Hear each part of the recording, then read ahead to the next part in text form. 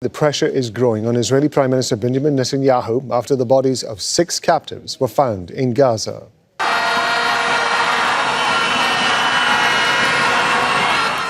Tens of thousands of protesters in Tel Aviv are demanding a ceasefire deal to secure the release of the remaining 97 captives held in Gaza. Families of captives have joined other demonstrators outside Netanyahu's office in West Jerusalem.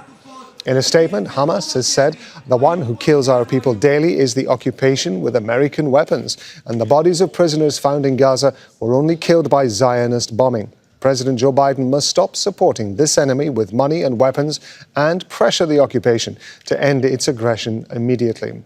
Al Jazeera's Hamda Salhout's reported from Israel. Al Jazeera has been banned by Israel's government, so Hamda is joining us live here in the studio in Doha. Good to have you with us.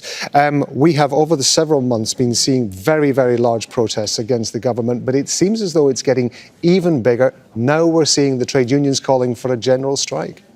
Well, this is the first time since the war began that the trade and labor union, the Histadrut, as it's known in Israel, the largest of its kind, has declared a general strike. We have seen this once before. It was around a year and a half ago when the country was protesting against judicial reform. But this time, it's a little different. They're calling for a deal. They're calling for this deal to be the precedent, meaning that it should supersede everything else. And the biggest impacts that we're going to see in Israel are the airport. That is what is going to be impacted the most. It's the main transportation hub that travel comes in and out of Israel. That will start at around 8 a.m. Schools will also not happen. So some of them will still be in attendance, but only until 11:45 a.m. And imagine that Sunday was the first day of school, and then Monday there is going to be a strike. Universities are also going to be on strike, as teachers and professors will be there. But there is a general rage among the Israeli public because there were sources within the Israeli military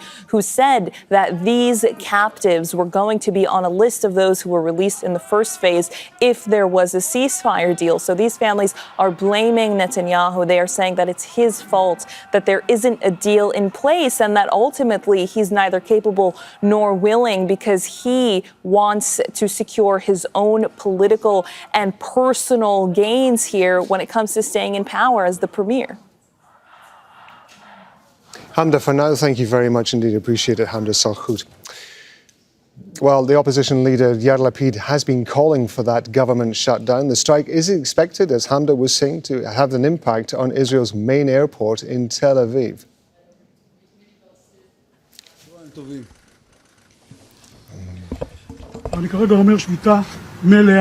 Right now, I'm calling for a general, total strike.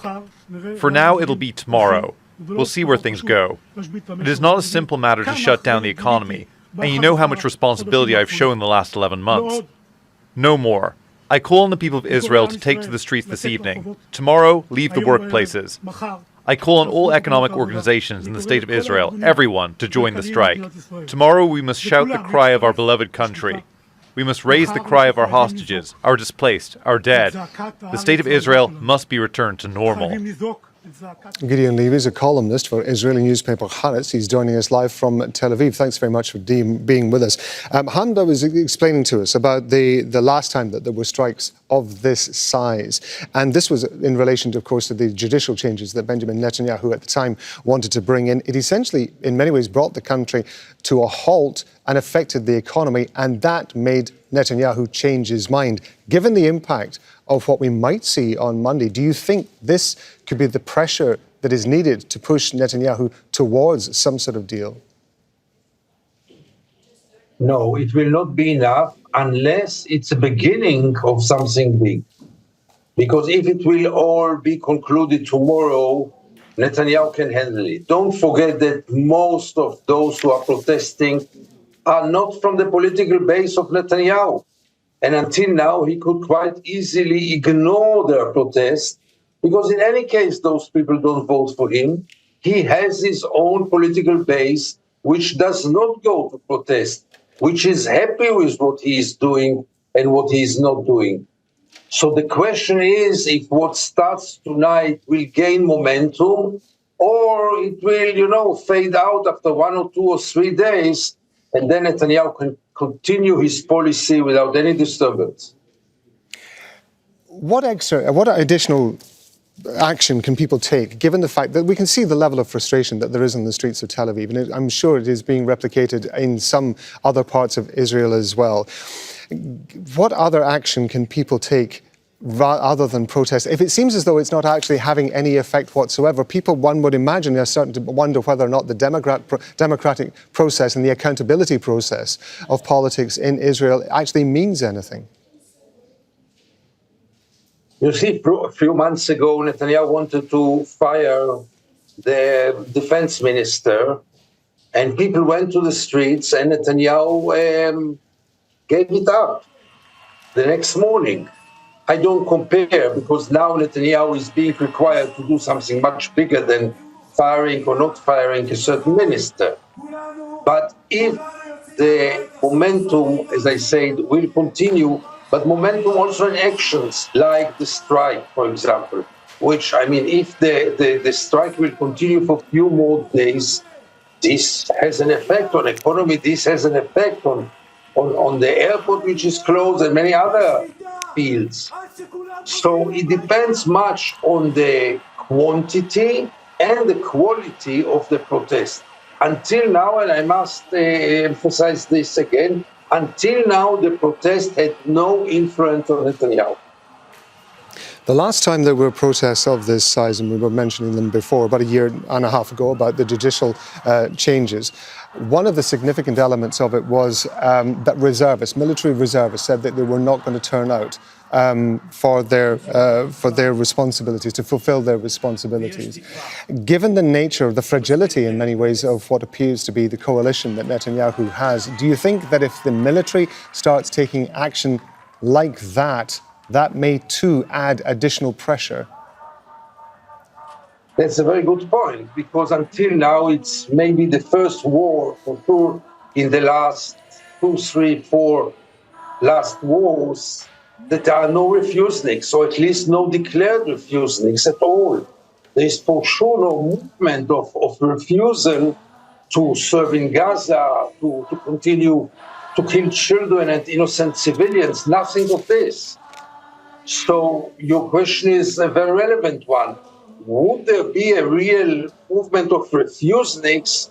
I believe it would have had an effect, obviously, especially in times of war. But here, this is a very soft point of the protest, that they don't dare to go so far. And when the protesters themselves don't dare to go too far, don't expect them to become influential. Given that we've just seen the bodies of 6 captives recovered from Gaza, do you think it's likely that there will be a point at which the Netanyahu coalition starts to realize that it has to do something to bring the remaining 97, I think, captives back, dead or alive, because the pressure is becoming so great? So first of all, most of his coalition thinks the opposite way. Netanyahu depends on the right-wing parties, which are against any kind of concession, and they couldn't care less about the hostages. Now, within the Likud, the main party, Netanyahu is still totally powerful, and whatever he will decide, the party will back him and support him. And therefore, the challenges from within the government are very limited, very, very limited. The real only possible challenge will be the streets, but as I said before, it's too early to judge. Gideon Levy, we appreciate you talking to us on Al Jazeera, so thank you very much indeed. Make sure to subscribe to our channel to get the latest news from Al Jazeera.